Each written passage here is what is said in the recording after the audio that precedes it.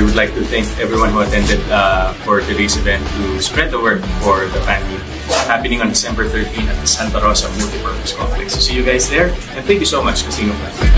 Hello Kathden fans! Posibleng magkita ang Kathden mga kasombrero sa December 12 para sa block screening daw ng Hello Love Again. Pero skip ko muna ito ha mga kasombrero, sorry po. Unahin ko muna ito. Congratulations sa team ni Ma'am Catherine kasi nanalo pala sila doon sa Anak TV Seal mga kasombreros. Congratulations sa Pilipinas Got Talent, no? Yung kanilang season 7 nga mga kasombreros.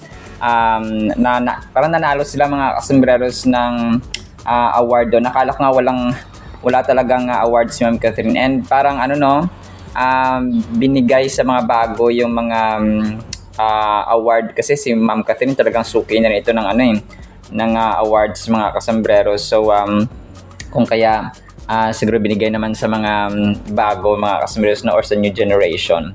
So Pilipinas Got Talent season 7, tapos ito ay post ng The Filipino Channel congratulating yung panalo nga ng team ni Ma'am Catherine, ni Ma'am Eugene Domingo, and then the rest of the team, sina Donnie, no?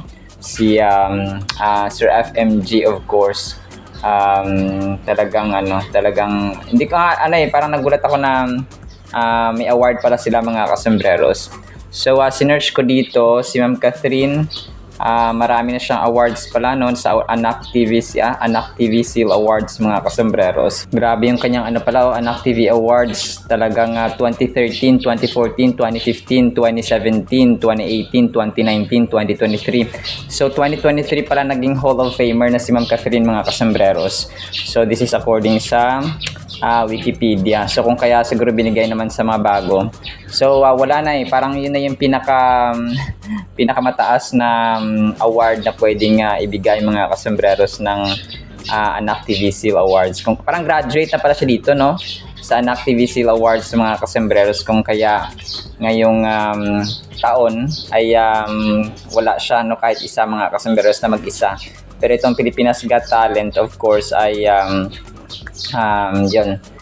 inawardan mga kasombreros ng Anak TV Seal Awards. Grabe rin, no? Yung kung titingnan natin yung Eduk Circle, suki rin para siya dito mga kasombreros. So panalo siya 2014, 2015, 2016, 2017, 2018, 2019, 2020, 2025. So grabe, most outstanding. Grabe ang nakakalula mga kasombreros. So parehong panalo siya, no, sa Anak TV Seal Awards at saka sa Eduk Circle. Pero yun, talagang congratulations sa team ni Ma'am Catherine mga kasombreros. And then ito, next item natin mga kasombreros, si Sir Alden ay nagpa-picture siya, no, bago yung awarding ng Anak TV Seal Awards. Poging-pogi si Alden dito mga kasombreros sa kanyang picture, no. Naka black jacket siya, naka brown na pantalon, tapos naka white shoes, tapos may brown yung lining mga kasombreros sa baba. So yun, talagang igop-igop. Parang tayo lang din no? Parang bagong event, picture. So ganun mga kasombreros. Ang cute lang ni Phenomenal Box Office Cinema King. And then ito, si Ferdinand Diaro, sabi niya dito ay pareho pala ang fear namin ni Alden Richards. Magkasunod ang birthday namin, January 2 at January 3. So ang cute kasi nag-post siya dito nung napanood niya yung interview ni Sir Alden sa 24 oras na takot siyang tumandang mag-isa mga kasombreros, no? January 2 at saka January 3. So yun, lahat naman tayo, no, kahit sino natatakot matandang mag-isa. Pero may mga may mga kagaya sa amin, marami akong tiyahin na yung isa namatayan ng asawa. So yung mga anak niya nag-asawa na rin lahat. So mag-isa na lang siya, no? Tapos ang ginawa niya ay tatlo sila, nagsama sila magkakapatid din sa isang bahay mga kasombreros. So masaya pa rin sila, no? Kasi kahit na yung isa naman may asawa siya pero wala silang anak. So apat siya sa bahay, tapos may mga kasama ring iba kasi may konting business sila. So, ganoon ba, no? Kasi hindi naman natin parang sure ang buhay mga kasembreros na maunang mamatay ang ating asawa. So, pero yun, mas maganda pa rin naman kahit single or kahit may asawa. So, either way, kung ano po yung natin, yung gusto natin sa buhay mga kasembreros. And then ito, next item natin mga kasembreros, si Donna May, no, ay nag-post dito mga kasembreros nung picture 4 hours ago nina Alden Richards at ni Ma'am Catherine dun sa kanilang noon sa Dubai ito mga kasembreros. Naka-cap sila tapos si Sir Alden ay naka-glasses. So talagang dinudumog sila ng mga tao. So this was during the promo of Hello Love again pa mga kasembreros. So itatakal na natin ito kasi ito mga kasembreros magkakaroon ng parang another screening, no, ang Film Development Council of the Philippines or FDCP. Post nila ito mga kasembreros kahapon sa Twitter nila mga kasembreros, no, para magkakaroon sila doon ng Bacolod, parang film festival mga kasembreros sa Bacolod. So September 12 to 15 actually mga kasembreros ang na-mention dito. So posibleng sana umattend si Sir Alden or si Ma'am Catherine mga kasembreros doon. Cinema Forum mga kasembreros. So ang ganda ng kanilang dito. Ang ganda ng kanilang caption sa Hello Love Again. Tapos ang Hello Love Again na post nila may pinakamaraming plays mga kasembreros na replays o reactions mga kasembreros. So iba talaga, no, ang tandem nila mga kasembreros, talagang kahit na hindi na sila nakikita gaano, pero yung makita mo sa post kahit sa mga Facebook pages, kunwari may isang vlogger or content creator, pag nag-post sila ng cat, then sila yung may pinakamaraming likes at saka views mga kasembreros. Sabi dito ng FDCP sa kanilang Twitter, December 4 kahapon, as part of Life Away from Home, as part of the Interagency Committee for the Month of Overseas Filipino Workers or IAC MOF, the Film Development Council of the Philippines or FDCP brings back Cineforum, a OneFlix-powered program that highlights stories of overseas Filipino workers through sa kanilang dito pagpapalabas ito mga kasembreros. So ito po ay aabangan natin. Ako po ay nagulat dito sa post, no, na kung saan ay magkakaroon pala sila ng parang expo kasi nga ito talaga yung tumatak sa mga sa lahat ng mga pelikula na dumaan sa history ng showbiz industry, sa movie industry ng Pilipinas. Itong ang Hello Love Again talaga at saka Hello Love Goodbye ang talagang tumatak, no, at saka walang nakaka-break ng record nila mga kasembreros. So talagang nakaka-proud magiging OFW mga kasembreros kasi dito talaga nakita yung kahalagahan, yung hirap, yung pagod, talagang reality, no, na nangyayari mga kasembreros sa buhay ng isang OFW. And kahit ng dalawang OFW kapag nag-asawa sila, nandun yung conflict, talagang grabe, no. Direk Cathy Garcia Molina talagang binigyan siya ng talino at skill ng Panginoon para i-capture ang millions of Filipinos mga kasembreros, and even foreigners kasi may mga foreigners din dati na nanonood ng Hello Love Again mga kasembreros. So knowing Filipino, kahit saan may Pilipino, dito kahit siguro sa Antarctica merong Pilipino mga kasembreros, sa Europe, Asia, America, Australia, sa halos lahat ng kontinente sa buong mundo may Pilipino. Kung kaya sa mga beauty pageants, pag fans, number 1 talaga ang mga Pinoy mga kasembreros. So hindi na magtataka na dito ay magkakaroon ng hindi nakapagtataka na billion ang kinita at wala nakaka-break ng kanilang record. So abangan natin ito December 12, 2025 mga kasembreros. That's Friday o next week na pala yan mga kasembreros kasi December 5 ngayon. So plus 7 days, so 12, no? So yun siya, Friday next week mga kasembreros. So saktong-sakto. Tayo po ay mag-aabang. Siguro sana invite, no, ng organization ng FDCP mga kasembreros ng CAF din na pwede po bang dumalo kayo, no, ganito ganyan. So kasi touching moment ito para sa mga FWs mga kasembreros na sila po ay binigyang pugay one more time, kung paano nire-reminisce, no, at saka ninanamnam ang pagiging OFW na hindi basta-basta, no. talagang hindi biro ang pagiging OFW mga kasambreros. That is why it's really important to put more value sa ating mga overseas Filipino workers mga kasambreros, no? Talagang nakakaantig ito mga kasambreros at saka So abangan natin ito mga kasambreros pasabog ito kung sila po ay darating, no? At saka manonood mga kasambreros. So para lang ba, no? Kasi no, OFW community talagang malapit sa puso ng mga ni Sir Alden at saka ni Ma'am Catherine. So sana naman pagbigyan naman pagbigyan ng Kathleen mga kasus at management ng Kathleen ang pagkikita at saka pagdalo ng Kathleen dito sa sa pagpapalabas at pag-screening ng Hello Love Again mga kasombreros. And then ito, si Ken nag-post siya ng ibang angle dito doon sa may PMPC Star Awards for Movie. So wrap up, yung kanyang caption dito ay wrap up, no, pauwi na sila. So baka, kasi pa-active talaga siya dito, no? Hindi ko na alam kung invited ba siya ni Sir Alden. Talagang support na lang talaga si Sir Alden kasi iba yung mga kasama niya dito. Pero yun, nakakatuwa kasi support talaga siya kay Sir Alden mga kasombreros. And then ito, so natutuwa ako dito sa post ni Rowie Ursulo mga kasombreros ng taga Geneva, Switzerland 3 hours ago. Sabi niya, ayon kay Christopher Min, madalas daw talaga kasama ni Mayor Mark Alcala si Shania Lopez. So sabi pa ni Christopher Min, mukhang mas gusto daw talaga ni Mayor Mark ang nagpa-rhinoplasty kaysa sa ito lang hindi ko nagustuhan dito, yung sinabi niyang sakang mga kasombreros di mano charm. So tapos rhinoplasty, o kasi parang si Ma'am Shania Lopez nagpaayos siya ng ilong mga kasombreros na, pero para sa akin mas maganda yung dati niyang ilong kasi matangos naman yung ilong niya, no?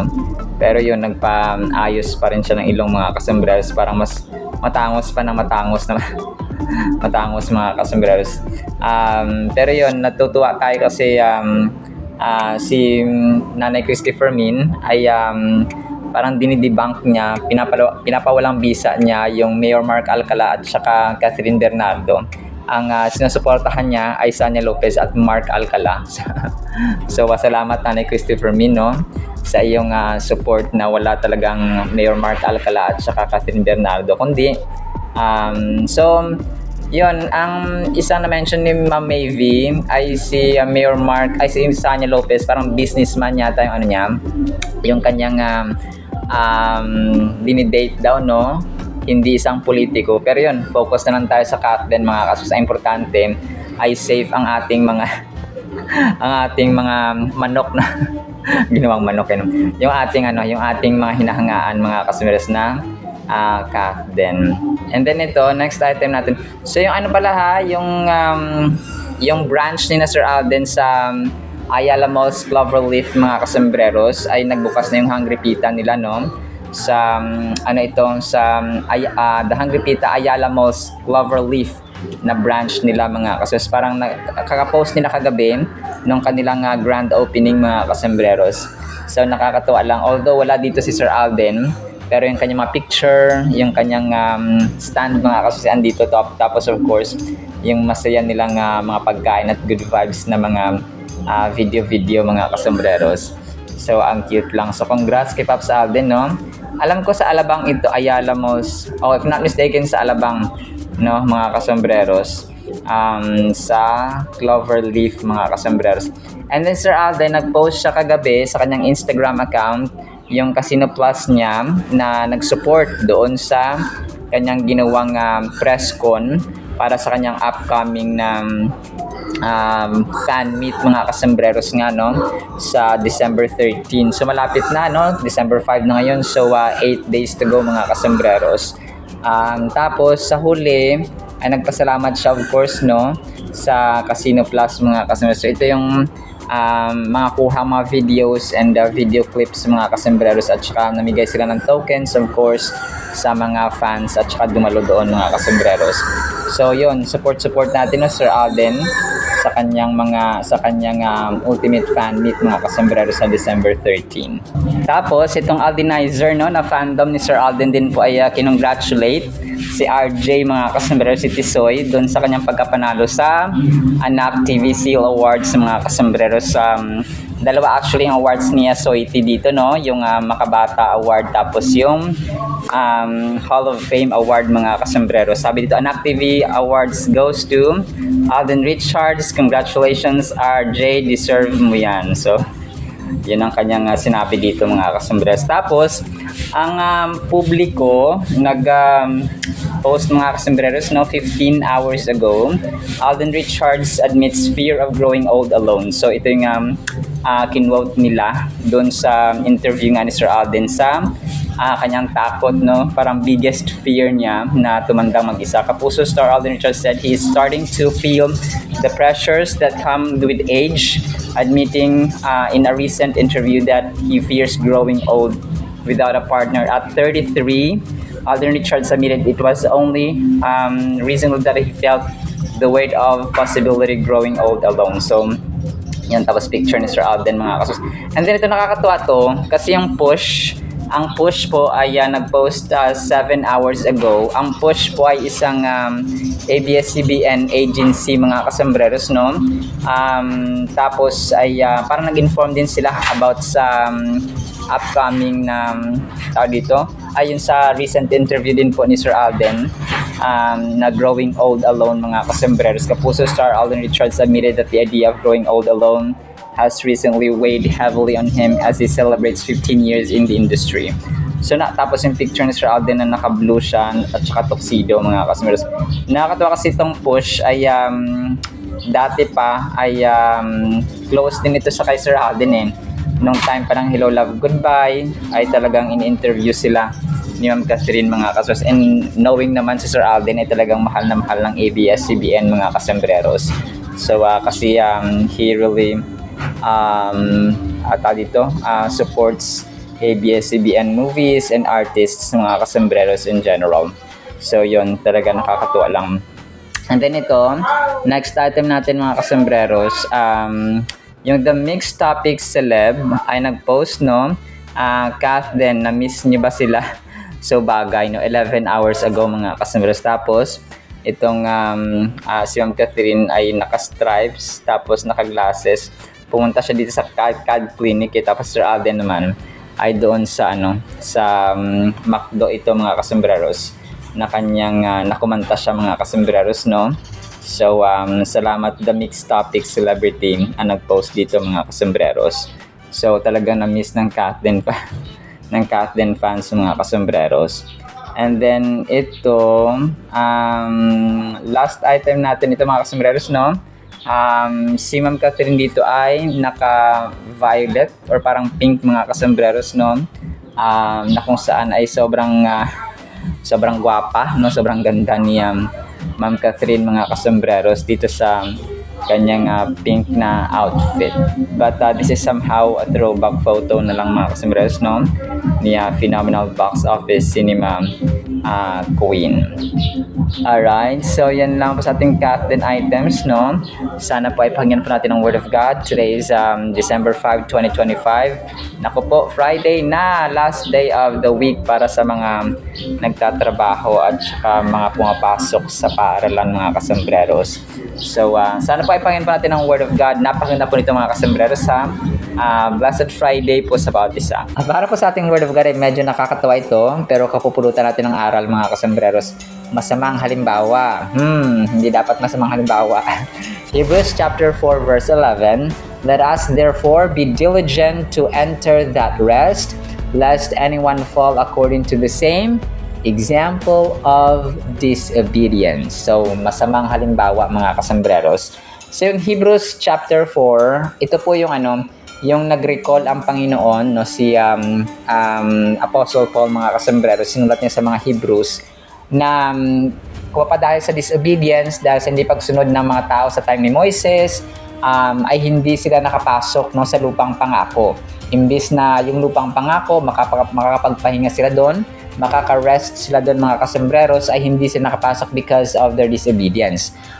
Yes, nandun si Moises, no, nag-guide siya, pero kumbaga pa sa grading system ay bumagsak, no, failure ang kanilang grado, mga kasembreros, kasi di ba si Moises tinawag ng Panginoon para pangunahan ang mga Israelita, no, kasi dapat silang mapaalis doon sa narinig ng Panginoon kasi narinig ng Panginoon yung cry out, yung iyak ng mga tao, ng kanyang mga tao na Israelites, mga kasembreros, sa kamay ng mga Egyptians, no? Inalipin sila, inalapusta sila, sinasaktan sila, kumaga pa sinusuppress sila mga kasembreros at wala silang kalayaan.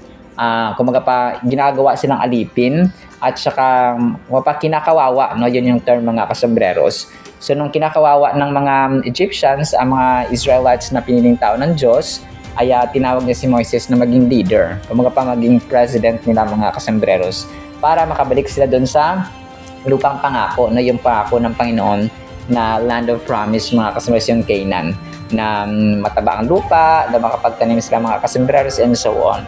So yun po. So dito dahil nga kumaga pa sa moments kasi na nasa wilderness ang mga Israelites, ay maraming instances doon na talagang lumabag sila sa batas, talagang sumuway sila sa Panginoon, kasi kahit si Moises ay talagang pinapatulan nila, nililibak nila, and so on, mga kasembreros. So may mga times na sumunod ang mga Israelita, pero bagsak sila when it comes sa kumbaga pa sa grading system. Yung isang aspect lang yung napasa nila, yung siyam na aspects, mga kasembreros, or subjects, ay bagsak sila. So kumbaga pa suma total ay 70 or 65 yung kanilang grade, mga kasembreros. Kung kaya hindi sila nakapasok doon, kung pa hindi sila nakagraduate, mga kasembreros, kasi nga bagsak sila, they failed, mga kasembreros. So hindi sila nakagraduate, or kung kaya hindi sila nakapasok sa lupang pangako. So yung kapahingahan dapat ng Panginoon, so doon yung rest ng Panginoon, which is hindi sila pasok, mga kasembreros. Kaya ito po ay nagsilbing halimbawa. Kumbaga pa si Apostol Pablo ay ini-emphasize niya dito na, tingnan nyo, ito yung mga masamang halimbawa, hindi magandang halimbawa, hindi mabuting halimbawa. Hindi sila nakapasok sa kapahingahan, hindi sila nakapasok sa lupang pangako na pinangako ng Panginoon because they disobeyed, no? Hindi sila sumunod sa mga hindi sila sumunod at nagkaroon sila ng unfaithfulness sa Panginoon, mga kasembreros. And talagang maraming tests, no, ang ginawa ang mga Israelites, mga kasembreros, during the time of Moses, na kaya ba ng Panginoon na ganito, kaya ba ng Panginoon na ganyan, kaya ba niya ito, mabuti pa bumalik na kami doon sa Egypt kasi doon masarap ang pagkain, and so on. So yun, maraming instances, kumbaga pa sa 40 years, no, imagine nyo, 40 years, 11 days lang dapat nilang mararating ang lupang pangako, pero dahil sa kanilang disobedience ay pinaikot-ikot sila ng Panginoon sa wilderness na tumagal nga ng 40 years, no? Ilang generation na yung mga kasembreros ang umusbong, no, sa time ni Moises. 40 years kasi, no, imbis na 11 days lang. So yun, hindi sila nakapasok, kung kaya nagsilbing bad example, no? Kung si Apostle Paul dito nag-warning na ganito ang nangyari, no, kapag hindi tayo sumunod sa salita ng Panginoon, mga kasembreros. Hebrews 4:11 reminds us of the importance of actively pursuing a relationship with God through faith and obedience. So, pagsunod at saka pananampalataya. The verse challenges us to strive to make an effort to enter into God's rest. But what does it mean to enter God's rest? It goes beyond just physical rest. It is a state of peace, contentment, and alignment with God's will. This rest is not passive, but requires our active involvement and engagement with God. So, ito, mga kasembreros, ay hindi lamang siya physical rest. Okay? Hindi lamang na nakapagpahinga tayo physically. But mentally, socially, financially, nandun yung stability, nandun yung kapahingahan. May kapayapaan tayo, no, nakakatulog tayo na maayos, may contentment tayo. Kahit konti lang nandyan sa pagkainan, kahit konti lang yung meron kayo, but you feel contented, no? You feel satisfied, you feel fulfilled. Kasi nga, ang Espiritu ng Diyos ay sumasa inyo, no? Nandyan sa loob ng tahanan ninyo. So ito yung pinagkaiba ng mga pamilya, ng tao na may Kristo, may Panginoon sa buhay nila, sa wala, mga kasembreros. Kasi kapag wala kang Panginoon sa buhay mo, wala kang Kristo sa buhay mo, talagang you always feel empty, no? Kahit marami kang material things, maraming pagkain, for example, may pera ka, but you feel empty, no? Parang may kulang, no? Something like that, mga kasembreros. Kung kaya ibang-iba talaga mamuhay ka ng Kristiyano at may Diyos sa buhay mo kumpara sa wala, mga kasembreros. So it's a reminder sa atin na Kumaga pa yung ating pananampalataya, yung ating kapayapaan, yung ating pahinga, yung ating pag-ibig na dapat hindi siya passive, kundi active mga kasembreros. We have to involve and we have to engage with God. To enter God's rest involves trusting in God completely, believing in His promises, and following His commandments. It requires faith to surrender our worries, in doubts, fear sa Panginoon, mga kasembreros, sa mga takot natin, yung ating mga pagdududa, no? Knowing that He is in control. Alam niyo po yung pagdududa, isa ito sa teknik ni Satanas, mga kasembreros, na kung saan ay maglalagay siya ng doubt sa buhay ng tao, sa isipan ng tao. So, di ba, sa time ni Adam and Eve, ang sinabi niya na masarap kaya ito, no? Kung pa nagkaroon siya ng, tapos ginatungan pa ng matandang ahas, no? Yung serpent, mga kasembreros, ginatungan pa niya na, totoo ba na mamamatay kayo kapag kinain niyo ang prutas na ito? Ano sabi? So, naglagay siya ng duda, no? Doon pa lang ay may mga original na tayo na mga roots, mga kasembreros, ng ganung uri ng panlilinlang ni Satanas. So, pag may duda tayo, hindi tayo certain, hindi tayo sure, mga kasembreros, sa ating buhay. Delikado rin siya, mga kasembreros. Baka imbis na matupad yung pangarap, yung choice, yung plano, ay hindi because of doubts, mga kasembreros. So, pag tayo ba mag-business, kaya ko kaya? Ano ba, hindi ko kaya? So, sabi naman, hindi mo kaya? Sabi naman ni Satanas, hindi mo kaya? Gawin mo to, hindi ko kaya.